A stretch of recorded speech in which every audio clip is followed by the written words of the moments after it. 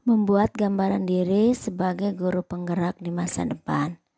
Saya akan memulai dengan siswa impian saya, yang berarti seperti apa diri manusia yang ideal menurut saya, yakni yang pertama, bertakwa kepada Tuhan Yang Maha Esa.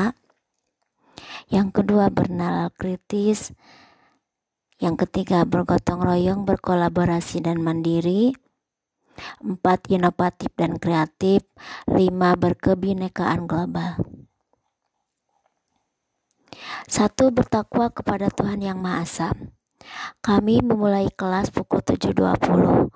Kami semua dapat masuk ke kelas pukul 7. Selama 20 menit kami dapat mengaji bersama.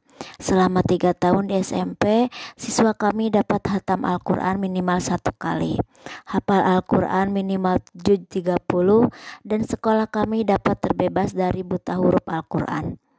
Setiap hari Jumat saat yasinan, siswa secara bergiliran menjadi pemimpin doa dan pengajian.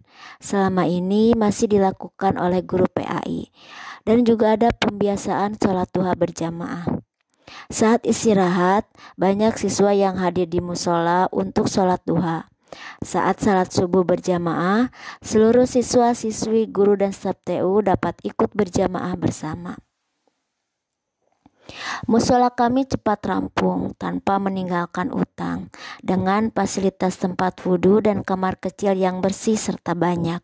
Tersedia banyak Al-Quran, juz amma dan sarung serta mukena yang memadai.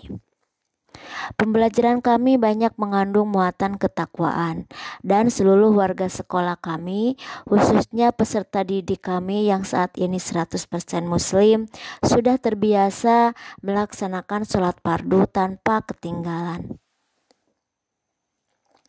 2. Bernalar kritis. Siswa saya bisa kritis, baik terhadap dirinya, sekolah, dan juga lingkungannya. Siswa saya dapat menyadari tujuannya bersekolah. Mereka suka membaca. Karena itu, mereka akan mempersiapkan pelajaran sebelum mereka datang ke kelas. Mereka akan bertanya kepada guru. Pandai, percaya diri dalam berkomunikasi, dan menyampaikan pendapat mereka. Selama ini, mengharapkan siswa untuk bertanya sangat susah. Begitupun saat diminta untuk membuat pertanyaan, mereka tidak bisa bertanya karena mereka kurang kritis dalam belajar. Mereka juga kritis terhadap sekolah.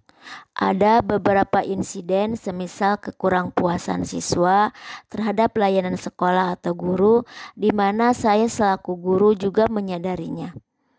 Saat siswa yang berbicara, pasti akan berbeda keadaannya. Saya ingin ada suasana yang saling membangun di sekolah. Hanya saat siswa menyampaikan aspirasinya dengan jelas, serta pihak guru dan sekolah bisa bersikap terbuka, maka kemajuan sekolah dapat terus diupayakan.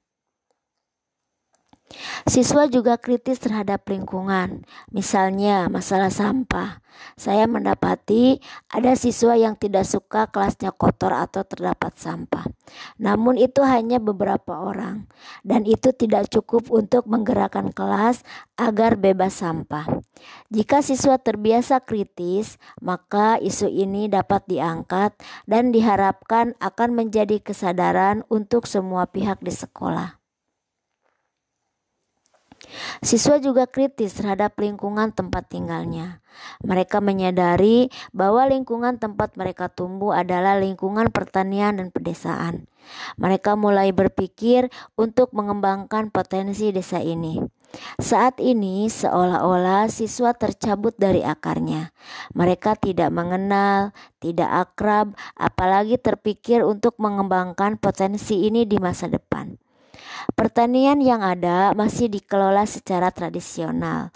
Bahkan beberapa sarjana pertanian dari daerah kami setelah wisuda, yang mereka pikirkan adalah mencari pekerjaan di kota, bukannya tergerak untuk membangun desanya. Padahal mereka adalah sarjana pertanian. Menurut saya ini adalah kesalahan kami di sekolah. 3. Bergotong royong, berkolaborasi dan mandiri. Baru-baru ini saya mengajak rekan guru untuk kelas bersama berbeda tingkat. Acaranya cukup mudah. Acara botram, yakni makan bersama kelas 7 dan 8. Namun ternyata beberapa siswa bersembunyi, enggan untuk bergabung. Katanya mereka malu. Menurut saya ini diakibatkan kurangnya rasa mandiri, yang mengakibatkan mereka pun sulit berkolaborasi. Ada siswa yang berganti teman sebangku pun susah, sehingga tidak terbiasa keluar dari zona kenyamanan. Akibatnya, saat acara-acara sekolah, mereka kurang atau tidak berpartisipasi. Di masa depan, kelas kolaborasi ini akan sering dilakukan. Dimulai dengan kolaborasi guru, maka kolaborasi murid akan mempunyai teladan yang baik. Proyek penguatan profil pelajar Pancasila bukan lagi menjadi peristiwa yang aneh. Ada juga siswa yang tidak senang dengan jadwal piket kelas. Mereka tidak sadar, tidak mandiri untuk menjaga kebersihan diri sendiri dan juga tidak merasa menjadi bagian dari kelasnya. Sikap-sikap seperti ini perlu dikikis habis dan perlu pembiasaan yang baik untuk budaya gotong royong, mandiri dan berkolaborasi. Untuk sikap mandiri, siswa saya mulai belajar mengenal literasi finansial agar kelak mereka tidak lama menjadi beban orang tua. Mereka tahu cara mengelola keuangan, tahu cara mencari uang, dan tahu cara mengembangkan uang atau investasi. Literasi finansial tidak diajarkan di sekolah, padahal ini merupakan keterampilan hidup yang penting. 4. Inovatif dan kreatif.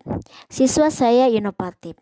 Inovatif mengembangkan keterampilan diri dan juga inovatif saat mengelola sumber daya diri masing-masing. Dalam lingkungan modern saat ini, mengantisipasi kemajuan zaman dengan cara inovatif dan kreatif ada hal yang mutlak untuk bertahan hidup. Siswa bisa menerima diri mereka apa adanya, namun kemudian mereka akan mengembangkan potensi diri tersebut sehingga menjadi nilai kepercayaan diri dan juga modal kehidupan yang dapat diandalkan. Sekolah kami cukup banyak mendapat bantuan sarana pendidikan, semisal alat dan media pembelajaran, namun belum semuanya dapat dioptimalkan pemanfaatannya. Pihak sekolah mengatakan kami kekurangan sumber daya, sumber pakar, dan juga masih ada keterbatasan infrastruktur penunjangnya. Semua hal di atas perlu dibenahi agar kelak sekolah saya yang berada di desa ini akan mempunyai kekhasan sebagai sekolah yang islami, agraris, serta mampu maju dalam bidang ilmu pengetahuan dan teknologi. Dari angket yang dikumpulkan ternyata minat siswa terhadap pembelajaran berbasis atau berbantuan komputer sangat besar. Kelak, guru-guru akan terbiasa menggunakan perangkat IT dalam pembelajarannya. 5. Berkebinekaan global. Siswa saya bangga dengan budaya sendiri, tetapi juga dapat menyesuaikan diri dengan menjadi penduduk global dunia. Berpikir global, bertindak lokal. Begitu istilah populernya.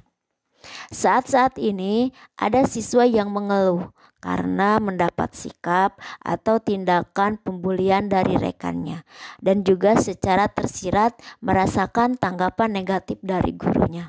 Saya ingin semua itu tidak terjadi lagi di masa depan. Saya ingin semua kita dapat saling menghormati, bukan karena hubungan guru dan murid, tetapi karena kita adalah sesama manusia yang sama di mata Tuhan Yang Maha Esa.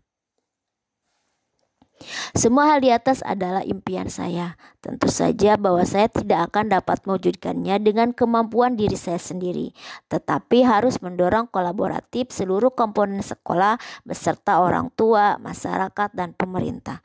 Dalam hal ini, peran guru penggerak mendorong kolaborasi akan sangat terlihat.